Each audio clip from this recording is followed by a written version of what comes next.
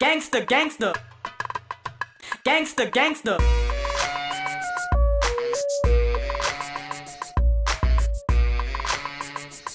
Now we go backstage, and Borash is interrupted by Bischoff. Oh, man.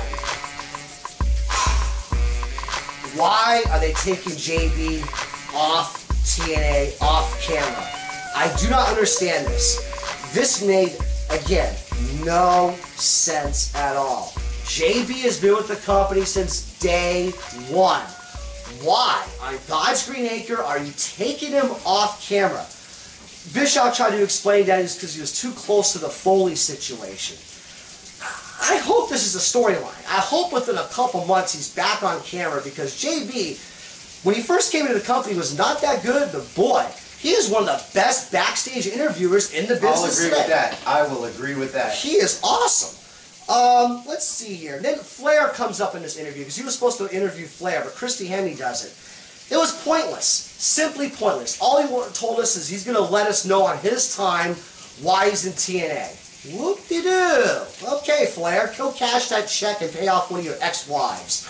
Or maybe pay off High Spots, because you owe them quite a bit of money. Oh. That's right. Sixth match of the night. This is Beer Money versus Kevin Nash and Six Pac. This match went for 9.5 minutes, and this was a major disappointment. Bottom line, this match disappointed me just hardcore. At around the 8-minute mark, Scott Hall makes an appearance. He didn't come with them at ringside.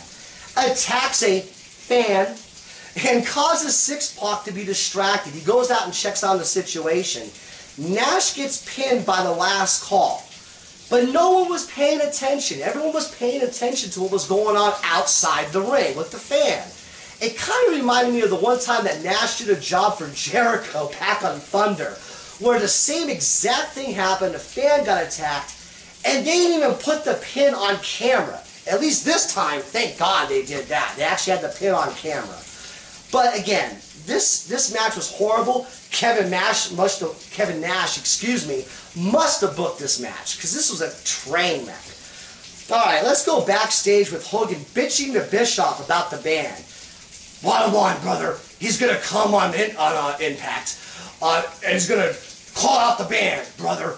He's not happy with the band and what they're going to do, and blah, blah, blah, blah, blah, and he's just disappointed with these guys. Brother, they're not under contract. Okay, let's go on to the 7th match of the night, which was Ken Anderson versus Abyss. This is the major acquisition, folks. Not RVD, not Goldberg. It was Ken Anderson. And now, while a lot of fans like Ken Anderson, liked his work on the Hulkamania tour, this match blew chunks. I mean, the best part about this match was the ring introduction. After that, it was complete crap.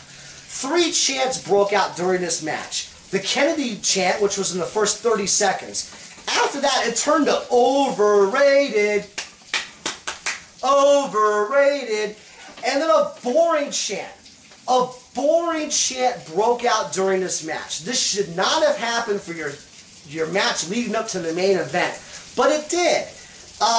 Let's see here. Anything else noted on this match? It was just not a good debut at all. Bottom line. Again, I was hoping for RVD or Goldberg, considering that you have Hogan, Flair.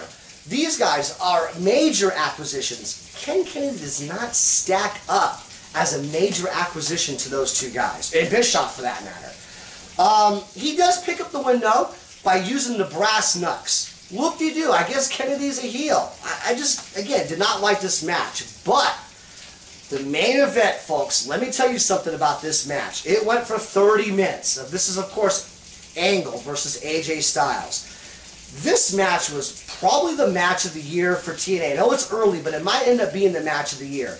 They did each other's finishing moves. It was a little slower pace than the other previous matches that they had. But that was a good thing, because they took the time, they told a story of just a great match.